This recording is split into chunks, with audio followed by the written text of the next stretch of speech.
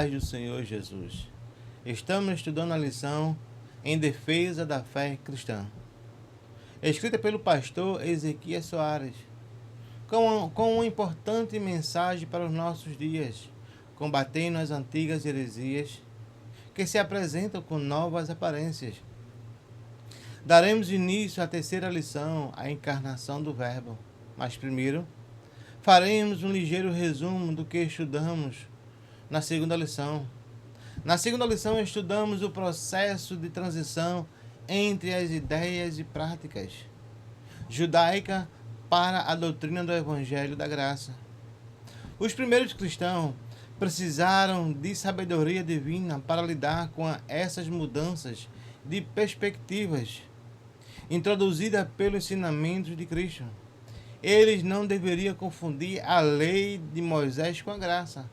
Por essa razão, os apóstolos foram desafiados a estabelecer limites entre o judaísmo e o cristianismo, principalmente o apóstolo Paulo, a fim de que os novos cristãos, judeus e gentios, recebessem a orientação devida para o exercício da fé cristã.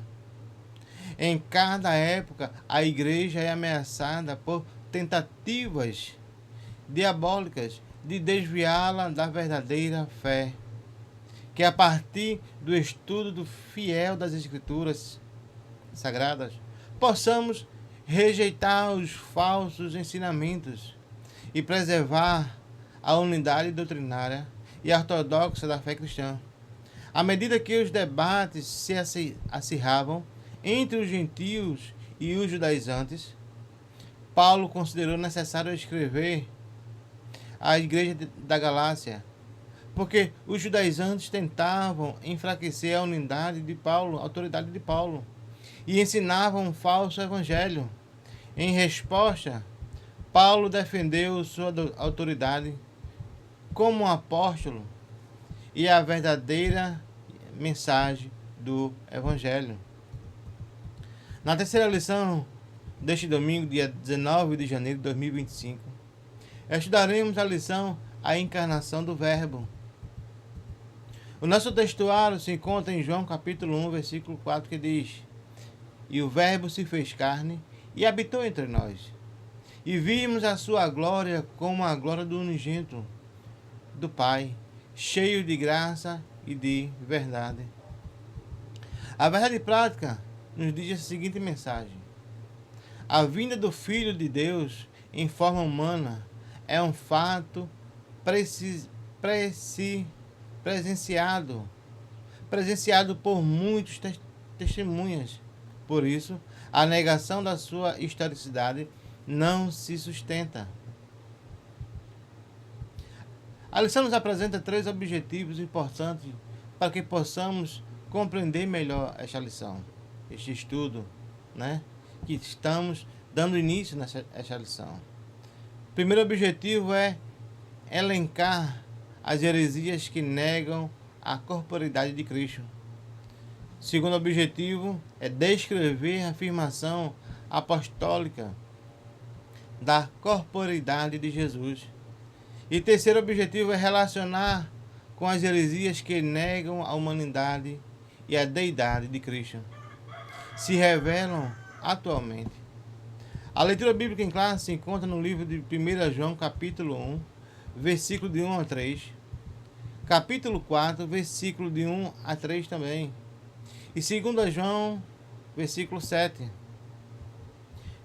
Enquanto João enxerga Jesus, o Logos, que se fez carne, Paulo enxerga Jesus, a forma divina, que se esvazia, que sendo em forma de Deus, não teve por usurpação ser igual a Deus, mas aniquilou-se a si mesmo, tomando a forma de servo, fazendo-se semelhante aos homens, e achado na forma de homem, humilhou-se a si mesmo, sendo obediente até a morte e morte de cruz.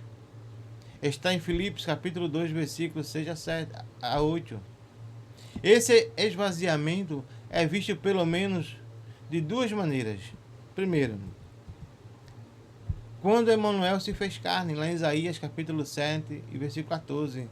Ele abdicou completamente de sua divindade, deixando de agir como um Deus, pelo menos durante o seu tempo de vida aqui na terra, fazendo tudo o que fez pela fé.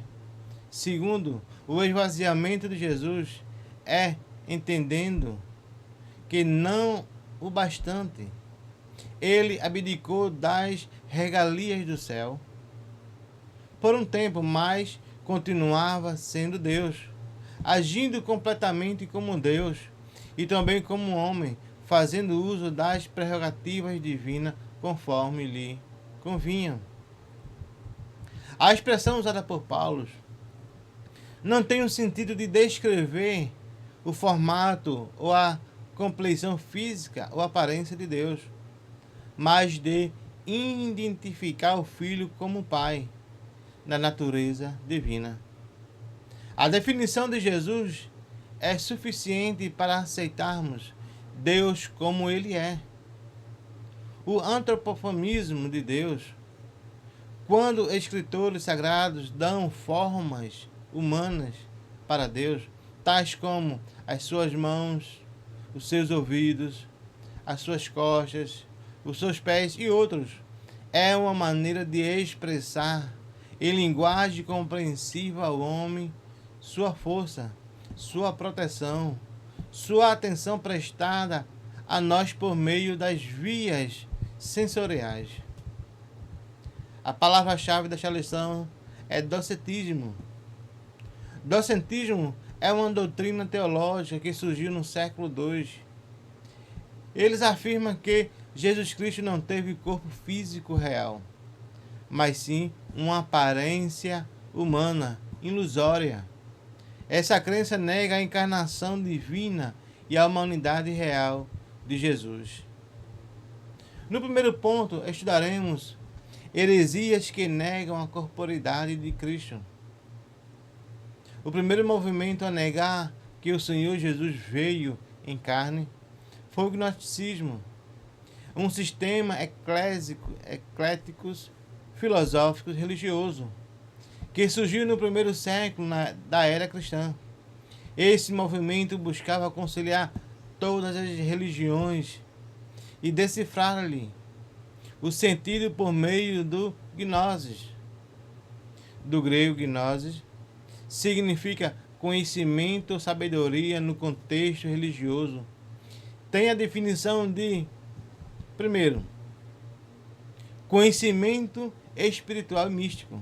Segundo, sabedoria secreta ou oculta. Terceiro, compreensão profunda da natureza divina. Quarto, conhecimento intuitivo ou revelado.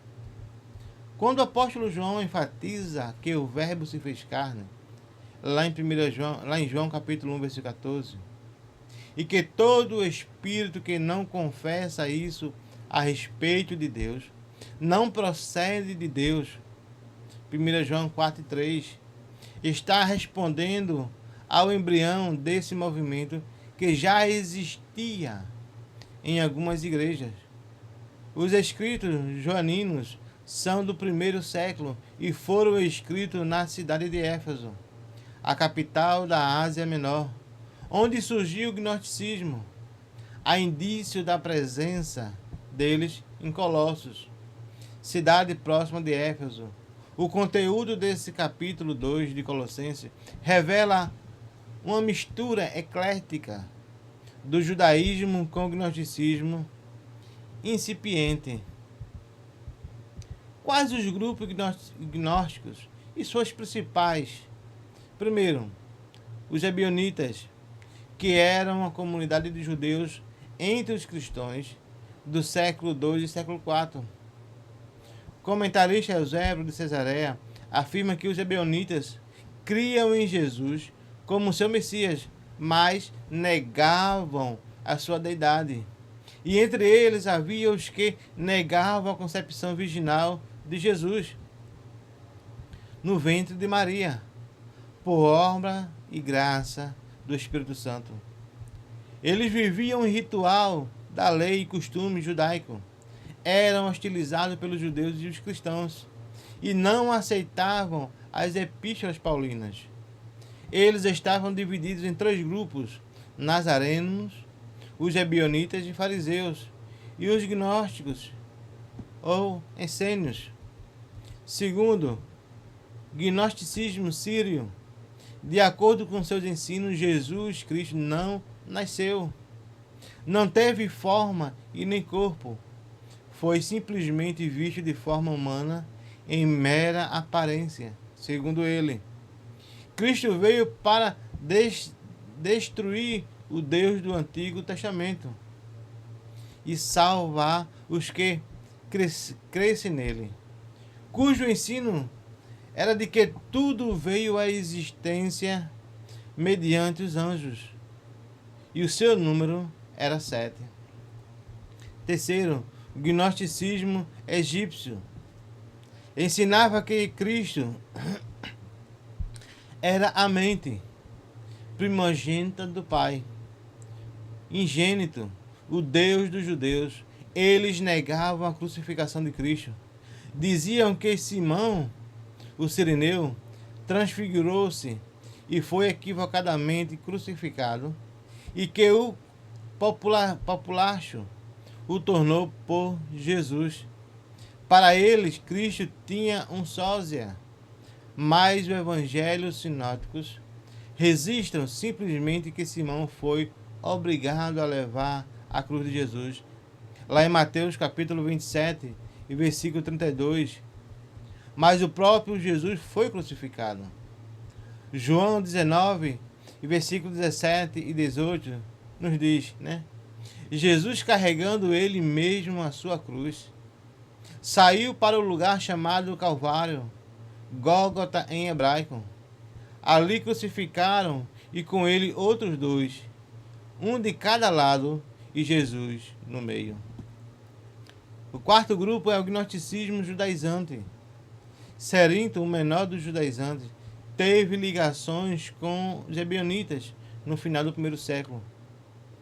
Cerinto negava o nascimento virginal de Jesus Cristo. Segundo ele, Jesus foi concebido normalmente de José e Maria, e a sua sabedoria e poderes miraculosos advinheram-lhe pelo recebimento do Espírito Santo no batismo, perdendo tudo quando foi crucificado e voltado à condição original.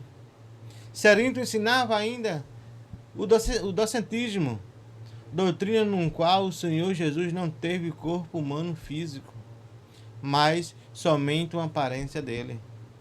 O quinto grupo, gnosticismo pântico, foi desenvolvido por Marcião, falecido no ano 1165, natural de Sinope.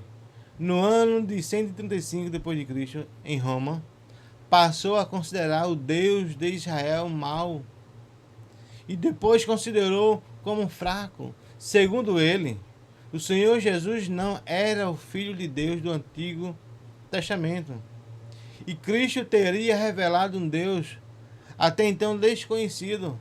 Marcião dizia que todos os cristãos deveriam rejeitar as escrituras dos judeus e o Deus nele revelado.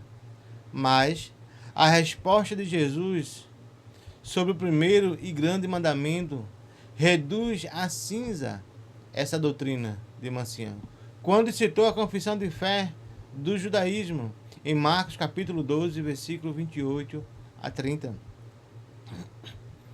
Os pais da igreja rebateram as heresias gnósticas. A repulsa deles contra as heresias era muito forte. Irineu de Leão combateu o gnosticismo. Policarpo, em 177, sendo o teólogo que mais se destacou dentre os demais pais da igreja do século II. Tertulião, de Cartago, convertido ao cristianismo, refutou essas heresias. Hipólito, de Roma, discípulo de Irineu. Esses relatos, e confirmados mais tarde pelo historiador da igreja, Eusébio de Cesareia, no livro de Histórias Eclesiásticas. No segundo ponto, estudamos a afirmação apostólica da corporeidade de Jesus. E o Verbo se fez carne e habitou entre nós, cheio de graça e de verdade. E vimos a sua glória, glória como do unigênito do Pai. João capítulo 1, versículo 14. Como homem, o Verbo recebeu o nome completo, Senhor Jesus Cristo, além de inúmeros títulos. O Senhor Jesus Cristo. Senhor. O nome Senhor fala da divindade de Jesus. A Septuaginta traduziu milhares de vezes Adonai e Yahvé pelo nome grego Kyrios, que traduzimos como Senhor. O nome divino, dizer César é o Senhor, seria reconhecer a divindade dele. Por isso que os cristãos primitivos recusavam se chamar César de Senhor. O apóstolo Paulo disse que ninguém pode dizer que Jesus é o Senhor, senão pelo Espírito Santo. 1 Coríntios capítulo 12 e versículo 3. A salvação humana depende dessa confissão de reconhecimento da divindade de Jesus. Se com a boca você confessar Jesus como Senhor em seu coração, crer que Deus o ressuscitou dentre os mortos, você será salvo. Romanos capítulo 10, versículo 9. Jesus, o nome Jesus, era um dos nomes judaicos mais comuns em Israel. No período do Novo Testamento, o erudito pesquisador judeu da vida de Jesus, Dr. David, afirma que o historiador Flávio José menciona 20 nomes como este. O nome Jesus, Yeshua, significa salvação. Provém do hebraico, significado Yahvé é salvação. O nome Cristo, Messias e Cristo, são palavras idênticas. Só que Messias vem do hebraico e Cristo é palavra grega. Messias quer dizer Cristo em João capítulo 1, versículo 41. Eu sei que virá um Messias chamado Cristo. Lá em João capítulo 4, versículo 25. Diante dessas explicações, fica claro a inconsistência que algumas escolas gnósticas que afirmam que Jesus seria uma referência à sua humanidade e Cristo à sua divindade, a doutrina docética.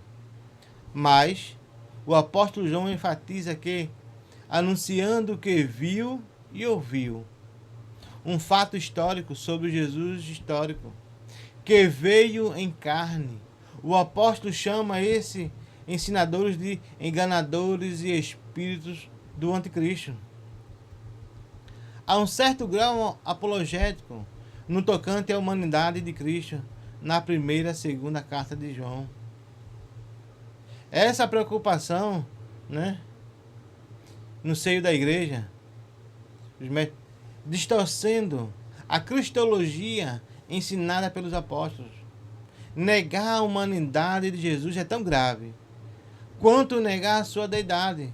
O apóstolo emprega o termo grego logos, traduzido em nossas versões da Bíblia como verbo, palavras, João capítulo 1, versículo 14, 1 João 1:1, mas também usa o nome direto de Jesus para reafirmar a sua encarnação. Lá em 1 João capítulo 4, versículo 2 e 3 nos diz: nisto vocês reconhecem o Espírito de Deus. Todo espírito que confessa que Jesus Cristo veio em carne é de Deus. E todo espírito que não confessa isso a respeito de Jesus não procede de Deus. Pelo contrário, este é o espírito do anticristo, a respeito do qual vocês ouviram dizer que viria e que agora está do mundo. O Logos, na filosofia, era impessoal, mas o de João é uma pessoa. O logo da filosofia, não é o mesmo de João 1 em 1. O Verbo eterno tornou-se a palavra, encarnada quando foi gerado pelo Espírito Santo no ventre de Maria. Isso quer dizer que o Verbo se tornou homem perfeito, com corpo, alma e espírito. Como descreve a nossa declaração de fé das Assembleias de Deus e sua natureza humana, Jesus participou de nossa fraqueza física e emocional, mas não de nossa natureza moral e espiritual, de nossa fraqueza, né? Ele não participou de nossa fraqueza moral e espiritual. Lá em Hebreus capítulo 4, versículo 15. Porque não temos um sumo sacerdote que não possa se compadecer das nossas fraquezas. Pelo contrário, ele foi tentado em todas as coisas, a nossa semelhança, mas sem pecado. Chamamos a atenção os 3 verbos que o apóstolo usa nessa introdução: ouvir, ver e tocar. João está falando de suas experiências como um Verbo encarnado, afirmando categoricamente que ele esteve e viveu fisicamente entre nós, com as suas seguintes palavras: o que vimos com os olhos, o que temos contemplado e as nossas mãos tocaram da palavra da vida. Parece então uma redundância. Vimos com os olhos, mas o propósito disso é mostrar com muita ênfase, sem deixar dúvida nenhuma, que o Senhor Jesus Cristo veio em carne ao mundo e pode ser tocado, apalpado, os que com ele conviviam. João capítulo 20, versículo 27. Tudo isso aponta para a falta de fundamentos sólidos da cristologia dos gnósticos. No terceiro ponto, veremos como essas heresias se revelam hoje.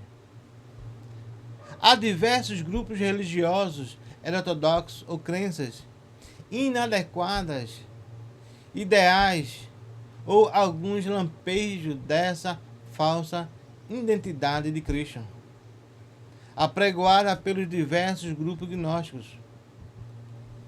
Na doutrina dos santos dos últimos dias, cujos seguidores são conhecidos como os mormons, no livro de Ezequias Soares e Daniele Soares, Teologia Sistemática em Diálogo, nos diz que o Jesus dos mormons não é o mesmo da Bíblia, 2 Coríntios capítulo 11, versículo 3. O Jesus mormista é casado e polígamo. Os mormismos afirmam que a boda de Canaã, da Galiléia, era o casamento de Jesus com Maria, Marta e a outra Maria. Jesus, o noivo, no casamento em Canaã da Galiléia, antes da morte do Salvador. Ele pode ver seus próprios filhos naturais. O Joseph Smith Jr., fundador do movimento, diz: quando a Virgem Maria concedeu o menino, o Pai o havia gerado em sua própria semelhança. Não foi gerado pelo Espírito Santo. E quem é o Pai? Ele é o primeiro da família humana. Jesus, nosso irmão mais velho, foi gerado na carne pelo mesmo indivíduo que estava no Jardim do Éden. O livro Pérolas de Grande Valor afirma que Jesus é irmão de Satanás. Isso é mais do que um erro teológico. É um insulto aos cristãos. Primeiro, porque Jesus é incomparável. Sua singularidade impede qualquer comparação com Satanás. Esse discurso tem a repulsa, né, de todos os cristãos. E, francamente, o apóstolo ao ensino bíblico, né, francamente, é o oposto. É o oposto tudo que é ensinado pela Bíblia Sagrada. A Bíblia afirma que todas as letras que o Senhor Jesus foi concebido por obra e graça do Espírito Santo. Quanto à morte e à ressurreição de Cristo, existe ainda hoje alguns lampejos gnósticos e de parte dos ebionitas. Estamos falando sobre a morte de Jesus conforme o ensino do islamismo, pois eles ensinam que Jesus não morreu. E o movimento das Testemunhas de Jeová negam a ressurreição corporal de Jesus. Há semelhante entre o Jesus islâmico do Alcorão e do gnósticos Basílides. O islamismo ensina que Jesus não morreu na cruz. Os muçulmanos afirmam que Jesus era santo e justo. Portanto, não faz sentido Deus permitir que alguém como Jesus padeça na cruz, como se fosse comum um justo ter boa acolhida no mundo. Por isso negam a sua morte com essas palavras: por certo, matamos o Messias, Jesus, filho de Maria, o mensageiro de Alá. Ora, eles não mataram nem crucificaram, mas isso lhe foi simulado. E por certo, os que disseram a seu respeito estão em dúvida acerca disso. Eles não têm ciência alguma disso, senão conjecturas que seguem, e não o mataram, mas notas explicativas de rodapé das edições do Alcorão. Lê-se que Jesus tinha um sósia que foi levado à cruz. De qualquer forma, de qualquer modo, o Islã mantém firmemente o seu ponto de vista de que Jesus não foi crucificado nem morto, mas sim honrado, levado ao pé do próprio Deus. Alguns teólogos muçulmanos dizem que Jesus foi pregado na cruz, mas que não morreu lá. Teria sim desmaiado, tirado de lá. Naquele estado, recuperou-se no túmulo com a ajuda das mulheres. Os fatos contra essa posição cristológica foi do islamismo são esmagadora à luz da Bíblia e da história. Toda essa argumentação não faz sentido algum. A cruz de Cristo sempre foi escândalo para os que perecem. 1 Coríntios capítulo 1, versículo 23. A morte e a ressurreição de Jesus estavam previstas no Antigo Testamento. Em Isaías capítulo 53, versículo 8 a 10. Cumprirão-se e estão registrados no Novo Testamento. Lucas capítulo 24, versículo 44 a 46. Para nossa salvação, em 1 Coríntios capítulo 15, versículo 3 e 4, o sacrifício de Jesus na cruz mostra que o homem é completamente incapaz de ir ao céu pela sua própria bondade e força. Negar o sacrifício de Jesus na cruz ou fazê-lo parecer desnecessário é uma forma de invalidar a única maneira de o ser humano ser salvo.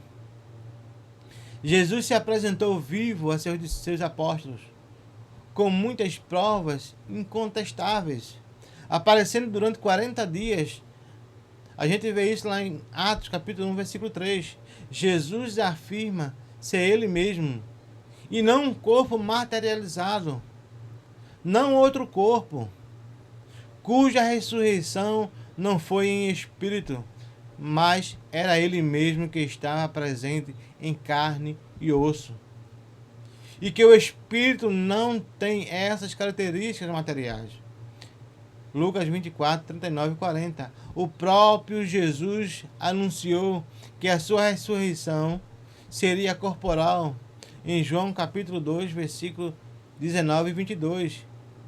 Essa ressurreição é a viga mestra e o pilar da religião cristã.